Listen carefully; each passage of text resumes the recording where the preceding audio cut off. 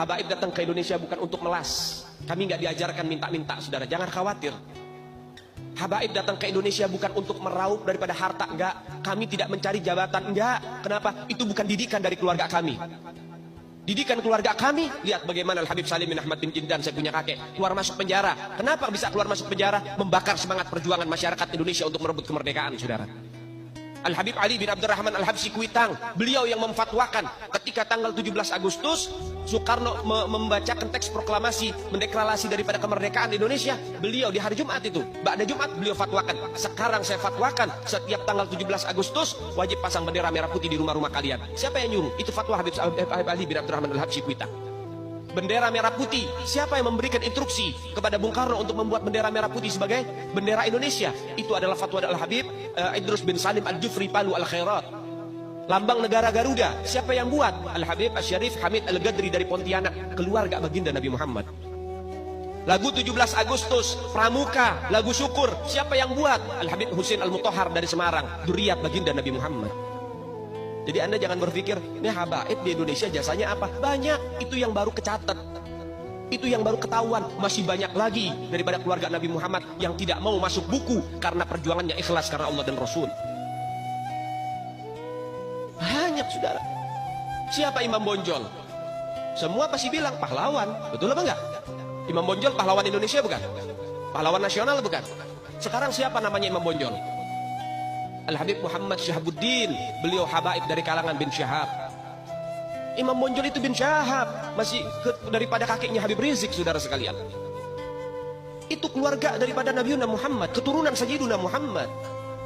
Banyak lagi dari kalangan para dzurriyyat Nabi Muhammad SAW yang jasanya besar di Indonesia, tapi kita nggak ada yang tahu. Kenapa? Karena itu kami nggak cari popularitas, kami nggak cari madah pujian, kami nggak cari tempat kedudukan, yang kami cari ridho Allah dan Rasulnya.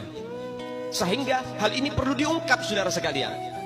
Bagaimana keluarga Nabi Muhammad jasanya besar, dan umat ini harus dihubungkan kembali dan dieratkan kembali kepada keluarga baginda Nabi Muhammad. Ini akhir zaman, kita semua melihat kok bagaimana gencar-gencarnya di media sosial apa upaya untuk supaya memisahkan umat Islam dengan keluarga baginda Nabi Muhammad. Upaya keras supaya habaib dibenci ada di Indonesia. Mulai Habib dengan kiai diadu, Habib dengan ustadz diadu.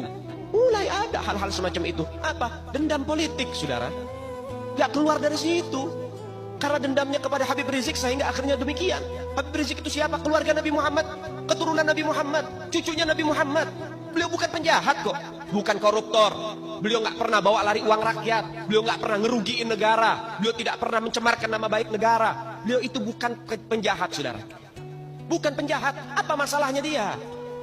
Sehingga dicecar sedemikian rupa. Cuman masalah prokes doang, 4 tahun, saudara. Berapa banyak di luar sana pejabat, aparat, bahkan rakyat yang melanggar prokes gak ada yang ditahan. Kenapa cuman Habib Rizik yang ditahan? Ini upaya untuk supaya umat Islam benci terhadap keluarga baginda Nabi Muhammad. Hati-hati, saudara sekalian. Nabi bilang, man mata ala bugdi ahlul bait mata yahudian atau nasranian. Siapa orang yang mati membawa benci kepada keluarga baginda Nabi Muhammad, dipastikan mati dalam keadaan Yahudi ataupun Nasrani, atau dalam bahasa daripada sederhananya mati dalam keadaan murtad. Sahabat tanya, wa in sama wa shalla ya Rasulullah, walaupun orang itu puasa, walaupun orang itu sholat, apa tetap hitung mati murtad? Apa kata Nabi? Wa in sama wa shalla, walaupun orang itu puasa, walaupun orang itu sholat, kalau dia mati bawa benci kepada keluarga Nabi Muhammad, dipastikan mati dalam keadaan murtad.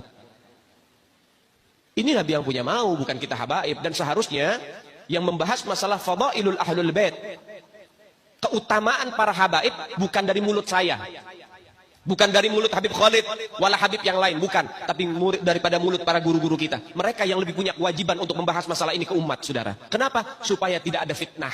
Kalau saya yang bicara begini, akan ada pertanyaan. Itu maunya Habib. Itu maunya dia. Itu mah dalil buat-buatan dia. Terserah.